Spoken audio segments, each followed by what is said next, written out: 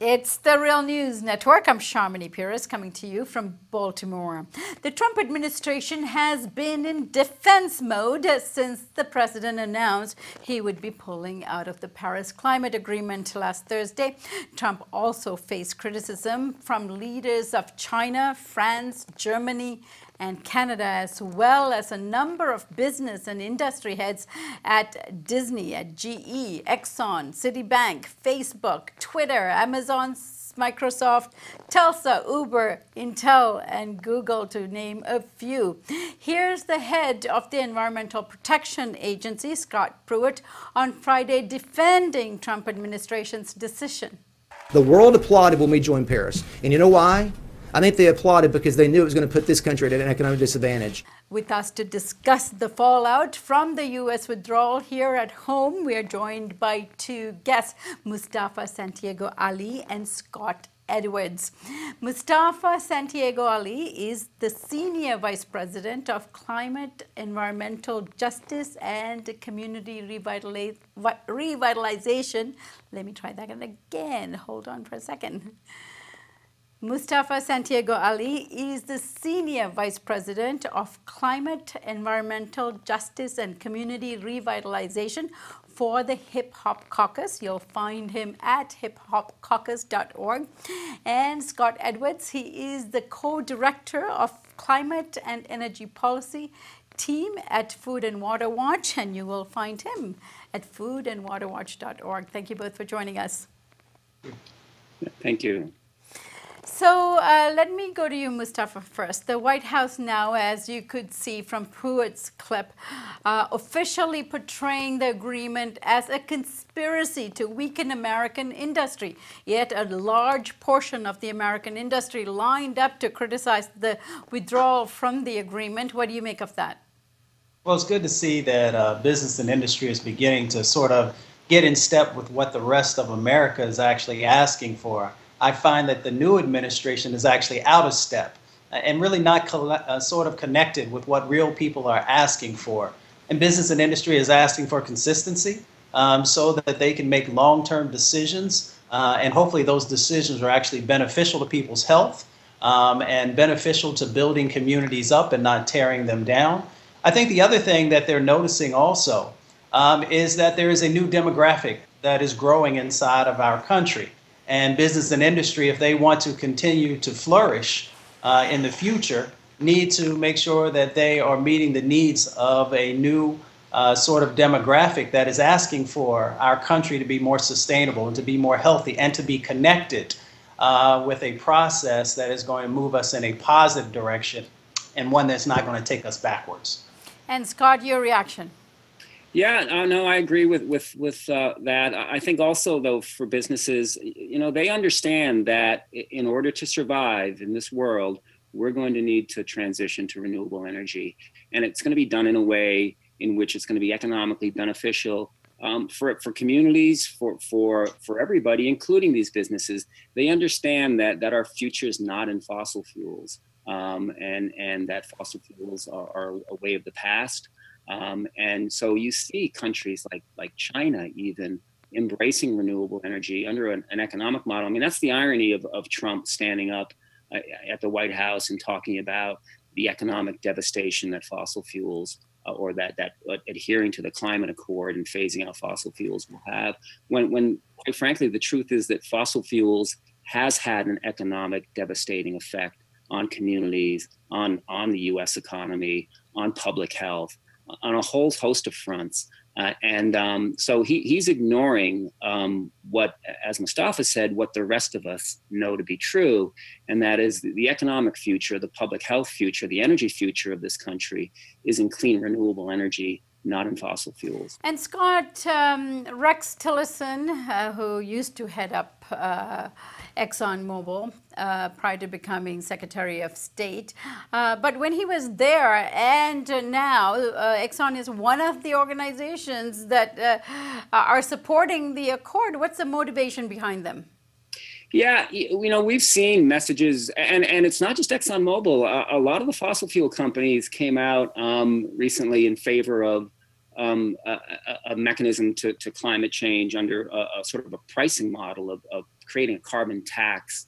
We've looked at that very carefully at Food and Water Watch.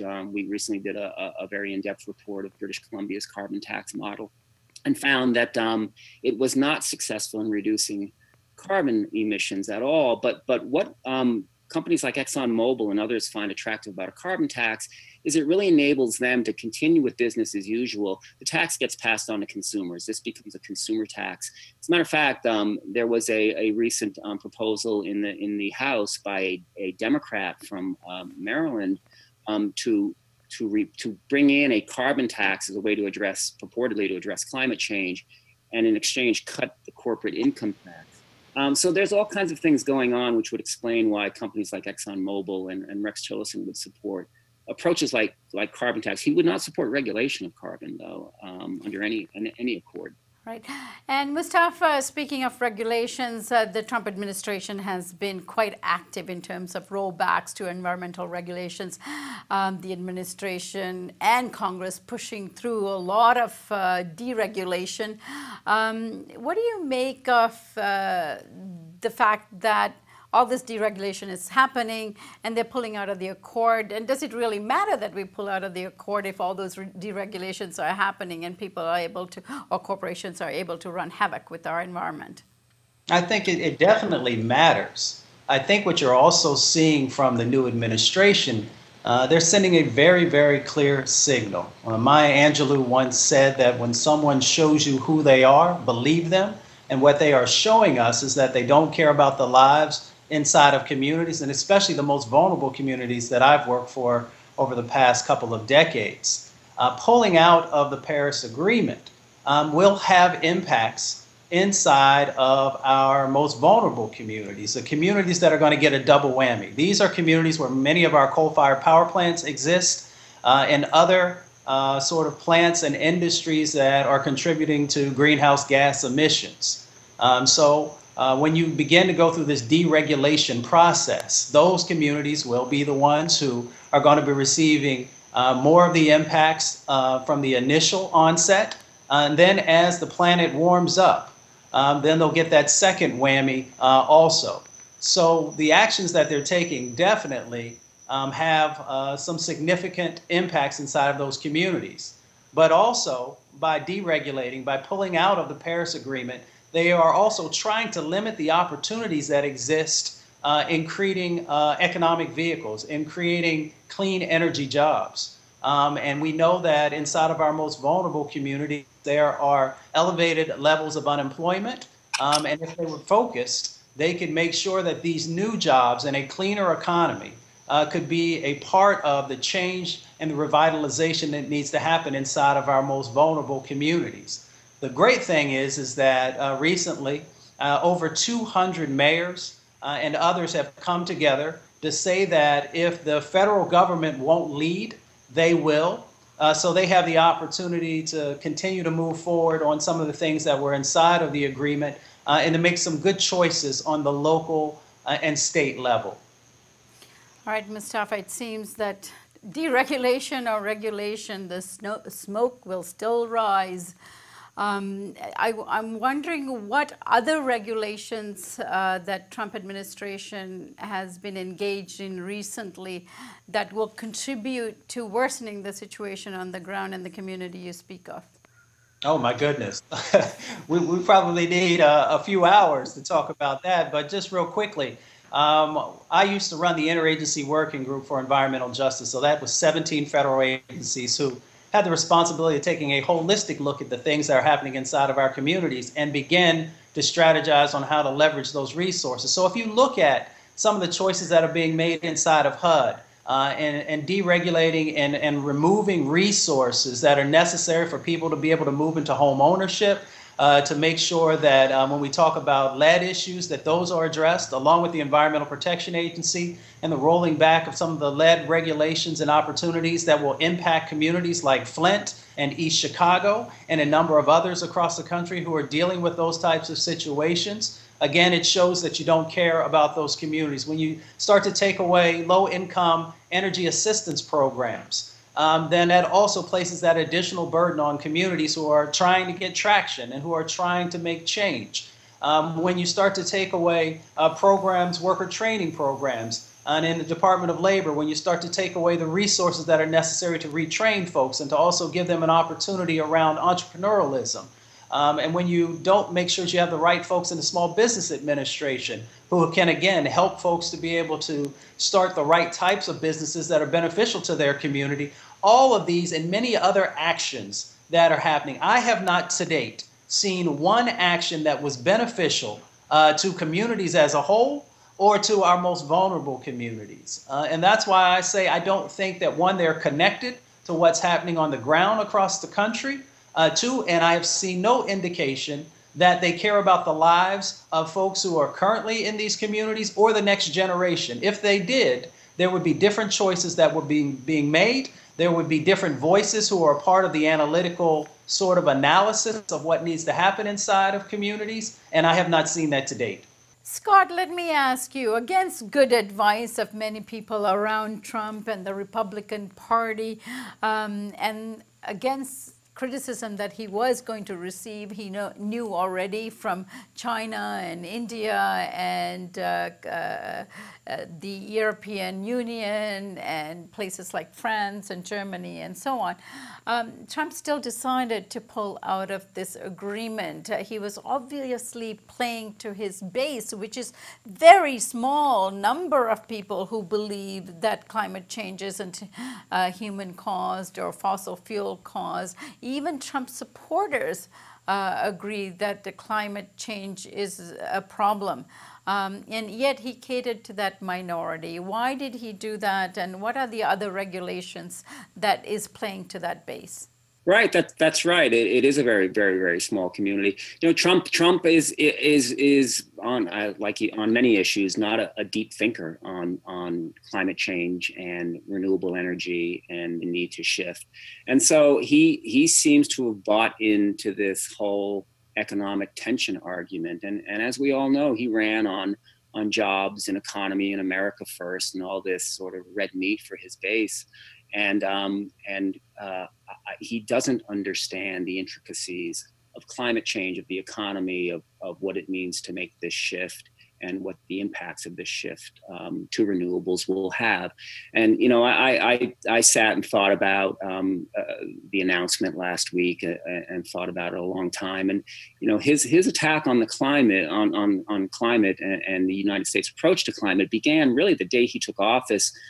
In addition to the things that he's done that Mustafa has spoken of, things like withdrawing methane reporting rules for the fracking industry, a huge contributor. We don't even know how much they're contributing to climate change, opening up drilling on public lands and offshore sites. But perhaps one of the most harmful things this man has done on climate and renewable energy is to absolutely devastate the funding of the Department of Energy's renewable research program. And so we're promoting fossil fuels. We are disincentivizing and defunding renewable research programs. And this is all done by a man who quite frankly, is ruling as if he's a petulant 12-year-old in the White House here. And you know, I heard an interesting story about how, you know, he was on the fence about pulling out of Paris for a long time and was going back and forth. And some commentators said that probably what threw him over the edge was the Macron handshake when he was over in France just recently. And you know, you think about the absurdity of that, but then you think about this man in the White House, and it doesn't sound so absurd anymore that that's the kind of reaction that would make him do something like pulling out of Paris. So I don't think he's thinking about what's good for this country. I don't think he understands what's good for this country. And I think he's just reacting, like I said, as if he's just throwing something out to what he thinks his base will like to hear, which is America's going it alone.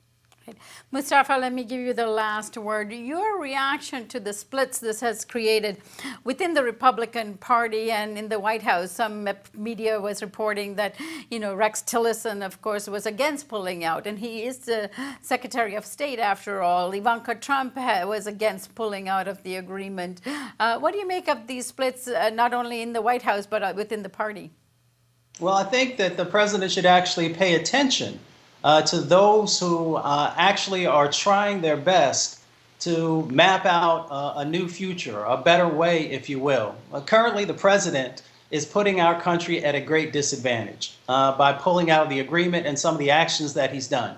And what that does is it gives an opening to other countries, China, Brazil, India, the opportunity to fill that space, along with the EU, to take leadership on these issues, and also to fill that economic space that exists. And what he also does is he places folks like those in West Virginia. I come from Appalachia.